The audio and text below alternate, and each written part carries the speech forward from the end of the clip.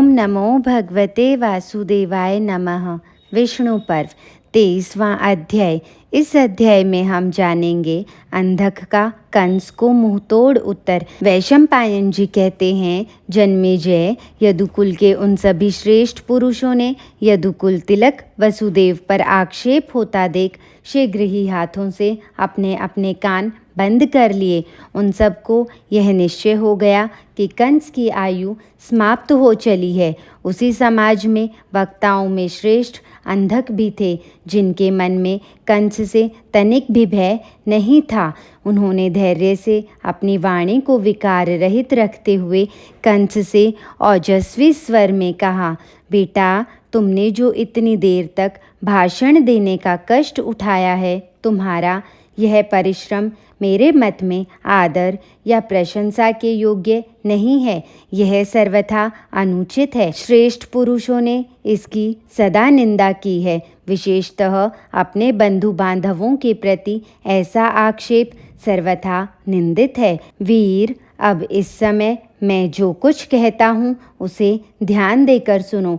यदि तुम यादव नहीं हो या अपने को यादव नहीं मानते हो, तो ये यदुवंशी तुम्हें ज़बरदस्ती यादव नहीं बना रहे हैं और न बनाना चाहते हैं।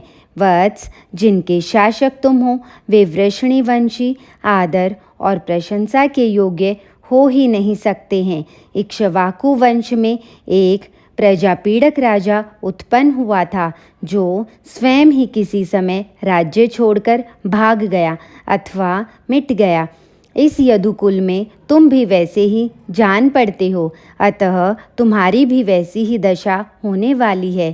तात, तुम भोज हो, यादव हो अथवा कंस हो या जैसा तैसा कोई भी हो, तुम्हारा मस्तक तुम्हारे साथ ही उत्पन्न हुआ है और वह अभी तक मौजूद है।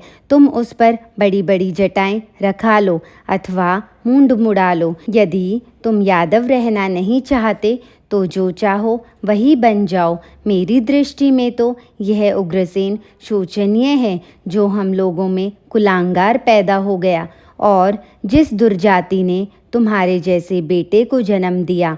तात, मनीषी पुरुष अपने मुख से अपने गुणों का बखान नहीं करते हैं। दूसरे के द्वारा वर्णित या प्रशंसित हुए गुण ही सफल होते और वेदार्थ के तुल्य प्रामाणिक माने जाते हैं। भूमंडल में यह यदुवंश समस्त भूपालों के लिए निंदनीय बन गया, क्योंकि तुम्हारे समान कुलनाशक, मूर्ख और अविवेकी बालक इन यादवों का शासक है। तुमने निंदायुक्त वचनों को उत्तम मानकर जो यहाँ कहा है, उनसे कोई कार्य तो सिद्ध हुआ नहीं, केवल तुम्हारे स्वरूप का स्पष्टीकरण हो गया है। इन बातों से सब लोग यह जान गए कि तुम कितने ओछे हो, जो अहंकार रहित तथा महापुरुषों के लिए भी माननीय गुरुजन हैं। उन पर आक्षेप करना ब्रह्म हत्या के समान है। उसे करके कौन अपने लिए कल्याण की आशा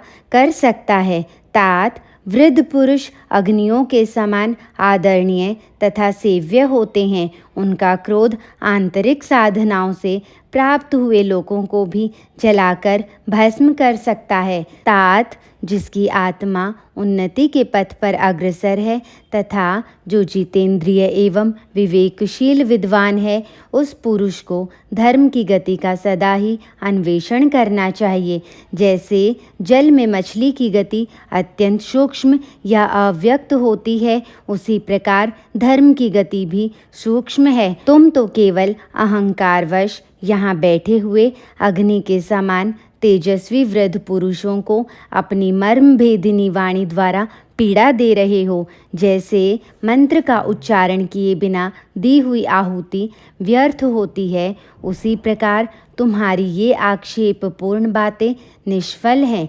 वसुदेव ने अपने पुत्र की रक्षा के लिए जो कुछ किया है, उसके लिए जो तुम इन पर आक्षेप करते हो, वह सब तुम्हारा मिथ्या प्रलाप है। उस विषय में कही गई तुम्हारी इन कायरतापूर्ण बातों की मैं निंदा करता हूँ। पुत्र क्रूर स्वभाव का हो जाए तो भी पिता उसके प्रति निष्ठुर नहीं हो सकता, क्योंकि पुत्रों के लिए पिताओं को कितनी ही कष्टदायिनी विपत्तियाँ झेलनी पड़ती हैं। यदि वसुदेव ने उस समय अपने शिशु पुत्र को उसकी रक्षा के लिए छिपा दिया था तो यह कोई अनुचित कर्म नहीं किया।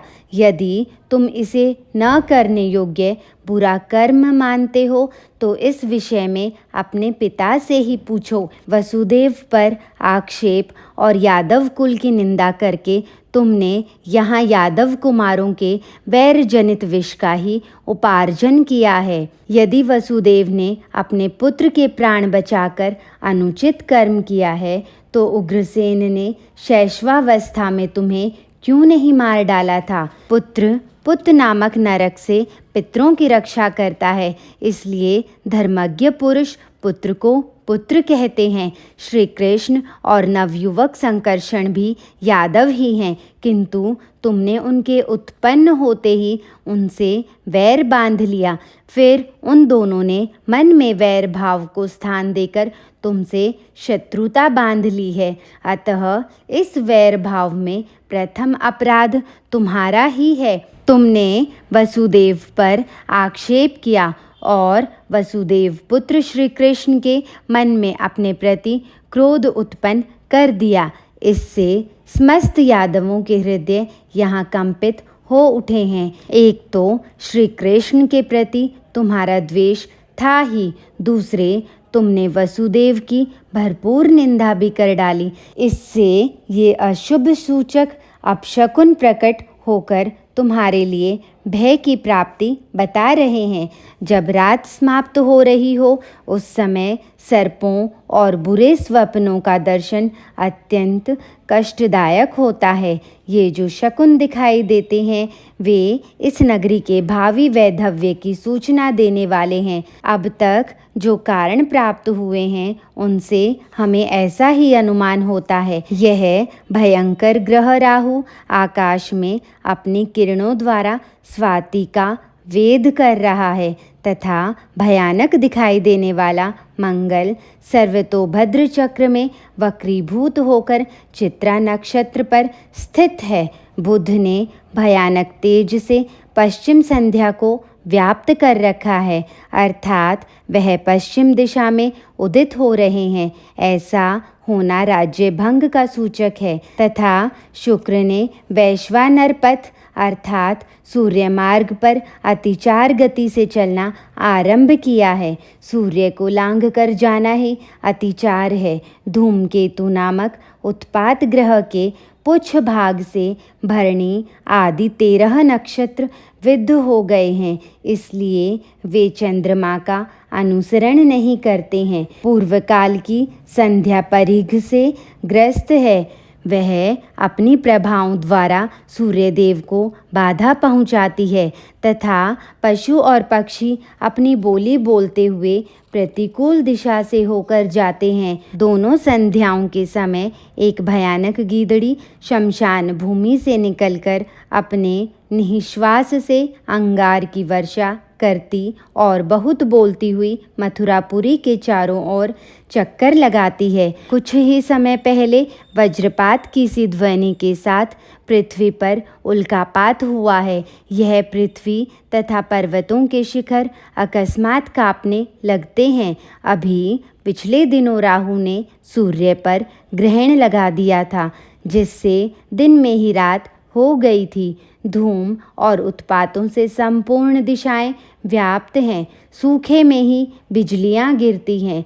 मेघ बिजली और गड़गड़ाहट के साथ रक्त की वर्षा करते हैं। देवताओं की प्रतिमाएं अपने स्थान से हट जाती हैं और पक्षी वृक्षों को त्याग देते हैं। ज्योतिषी लोग राजा के विनाश की सूचना देने वाले जो अशुभ निमित्त अर्थात अपशगुन बताते हैं उन सबको हम लोग देख रहे हैं। तुम भी स्वजनों से द्वेष रखते हो, राजधर्म से विमुख हो चुके हो और अकारण ही तुम्हें क्रोध आ जाता है।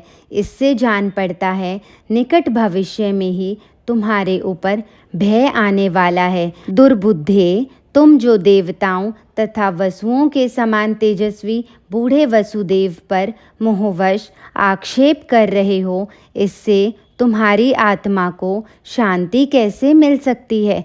तुम्हारे प्रति जो हमारा स्नेह रहा है उसे हम लोग आज त्याग देते हैं। तुम अपने वंश का अहित करने वाले हो, अतः अब हम एक क्षण भी तुम्हारे पास नहीं बैठेंगे। वेदानपति अक्रूर धन्य हैं जो आज वन में गए हुए अनायास ही महान कर्म करने वाले कमल नयन श्री कृष्ण को अपनी आँखों से देखेंगे। तुम्हारे कारण इस यदुवंश की जड़ कट गई है। अब श्री कृष्ण ही आकर समस्त भाई बंधुओं को जुटाएंगे और उनमें मेल कराएंगे। इन बुद्धिमान वसुदेव ने तो तुम्हारे अपराध को क्षमा ही कर दिया है। काल ने तुम्हारी विवेक शक्ति नष्ट कर दी, अतः तुम जो जो चाहो बकते रहो। कंस, मुझे तो यही अच्छा लगता है कि तुम वसुदेव को साथ लेकर श्री कृष्ण के स्थान पर जाओ और उनके साथ संधि करना स्वीकार करो।